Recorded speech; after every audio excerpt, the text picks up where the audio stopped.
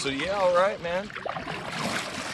Just left out of Mickey's Bar and Grill, heading out into the flats. Got like a full moon, either last night, tonight, something. So the tide's pulled way out. Tide is pulled way out. Super low. So I'm gonna float from Mickey's Bar and Grill. I think it's called the San Patricio County Boat Ramp, and I am gonna fish all these islands and all these flats between here and Ingleside and end up out there. So we'll see. I've been wanting to do this for a long time. It looked like a really cool little float. So as I started to paddle across the ICW, I started seeing these boats shoot out into the middle of the bay through this cut. And so I saw how far that they were shooting out, and I didn't want to paddle that far since I was already probably going to be paddling like 7 or 8 miles. So I was looking, and it looked like there was a small, really shallow cut, about less than a quarter of a mile from me, but it would have taken me, it would have been like 3 miles just to get out and around those islands where those boats were going. So I drift up to the bank of this small flat that I thought was just a small, shallow flat that at the very least I'd have to drag my boat over. Well, I get up to the flat, and it's a little bit bigger than I thought.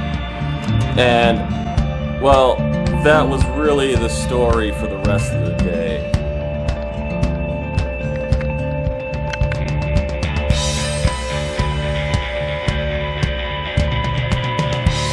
As I made my way out through the tops of those flats,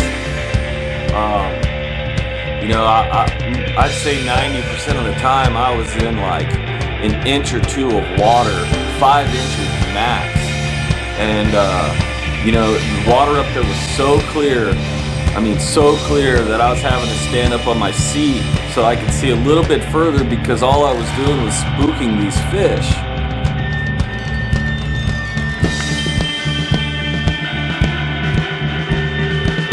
But going into this day, you know, going into this trip in particular, I knew that there was fish out here.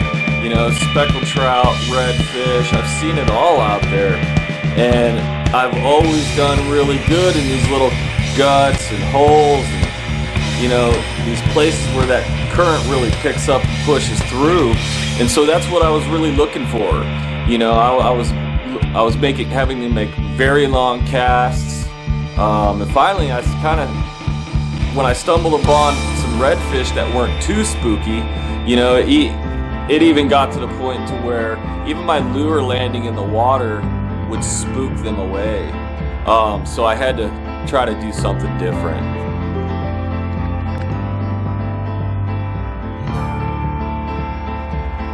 So once I made my way far enough down toward Dagger Island, I worked my way out through these islands and these little guts that, you know, I was having to push my way, drag my kayak, you know, just to get through them. And when I finally got on the very outside of the islands into the deeper water, you know, it was just basically me and the big ships, you know, out there. I was on the very outsides of the islands, and it was time to take care of business.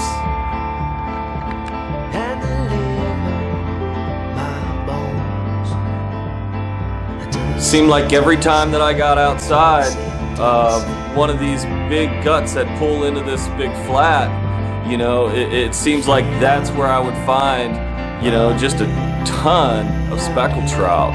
You know, every time I hit one of these openings, every time I hit one of these little mouths that had all this current and all these waves breaking in and through it from all these big ships pushing these waves, you know, that's really where the speckled trout bite just started to turn on. I mean, my 1/8 ounce lead head with my 3-inch fantail on the back of it, it wasn't even hitting the bottom before something was taking it.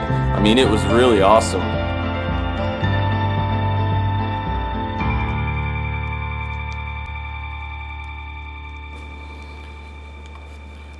But I will have to say that I'm not really the coastal fisherman that goes out and targets specks. Even though they're absolutely beautiful fish, my heart's wrapped around the redfish.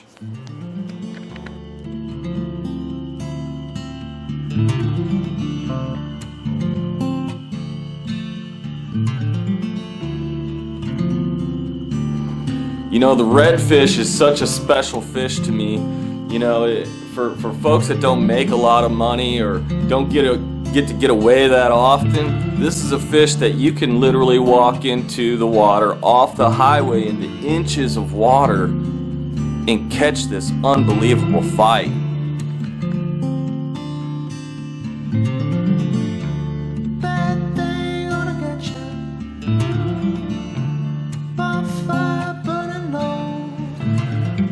These redfish, they're just so beautiful. It doesn't matter if it's 14 inches long or 40 inches long. Every one of them fight like their lives depend on it, and it's world class.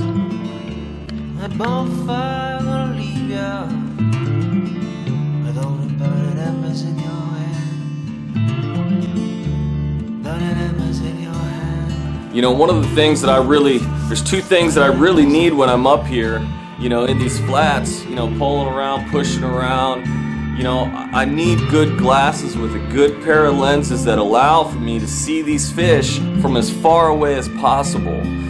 Depending on the day, you don't really know what color that's going to be. So, I kind of always try to keep at least a couple pairs with a couple different colored lenses with me. Aside from a pair of great Smiths, I've got to have a good rod. And to me, I love fishing the coast with a 7-foot, like a 7.5-foot medium or a 7.5-foot medium rod that's got a nice, coastal parabolic bend to it. And that's what the Phoenix Maxim gives me.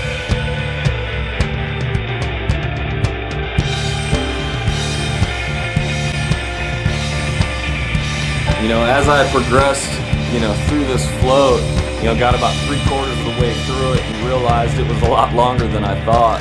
I ended up, it was like 6:30 when I launched, and I didn't get off the water until 7:30 at night. So it was definitely a full day's trip. And when you're out there in the middle of the ocean, and you've got a few boats here and there, you see these big tankers coming by, you see dolphins, everywhere. You just see so many gorgeous views that it's almost like you have to make it a point to pull your kayak up on the bank somewhere and just take a break and look around, eat a sandwich, drink some water, gather your thoughts and appreciate where you're at and what you're doing. And sometimes the solitude of doing it by yourself.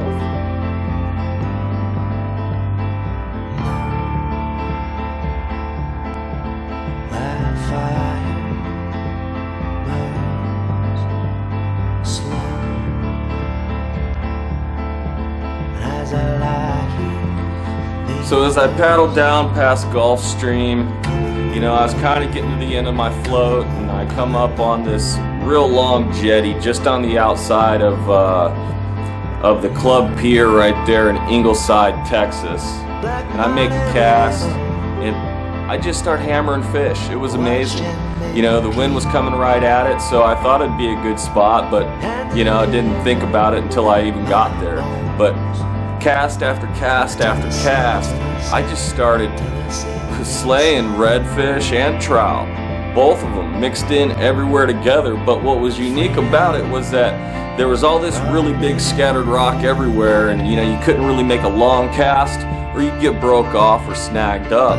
So really it ended up just being multiple, 7 to 10 yard casts, getting it into those rocks and working its way out. And that seemed to be the spot that I needed to get into just to get those fish.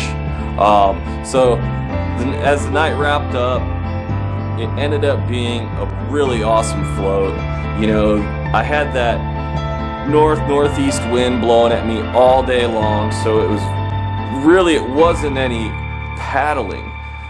The most stressful part of the day was all of the dragging.